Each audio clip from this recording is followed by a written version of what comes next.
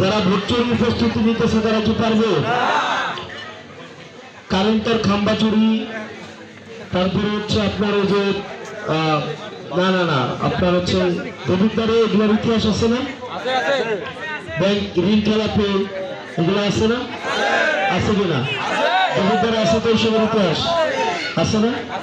তো যারা দেবিদ্বারে ট্রান্সমিটার চুরি করছে একটা সময়ে, মিটার চুরি করছে একটা সময়ে, ট্রান্সমিটার চুরি করছে, যারা ব্যাংকের টাকা চুরি করছে তারা এখন আবার ভোট চুরির প্রস্তুতি নিতেছে না? আমরা কি ভোট চুরি হতে দিব? আমরা কি হতে দিব? আমরা কি ভোট চুরি হতে দিব? বরং আমার বিরুদ্ধেও যদি কেউ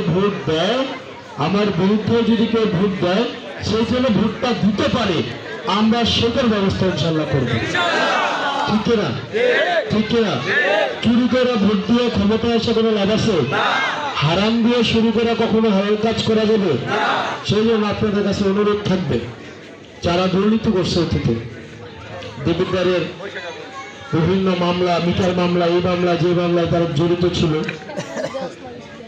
যারা ঋণ খেলাপিতে জড়িত ছিল, কারা ঋণ খেলাপিতে জড়িত, কারা দুর্নীতি করছে, এই বিষয়গুলো আপনারা জানেন এবং বুঝেন। এই বিষয়গুলো সম্পর্কে আপনাদের উপরে ছেড়ে দিলাম।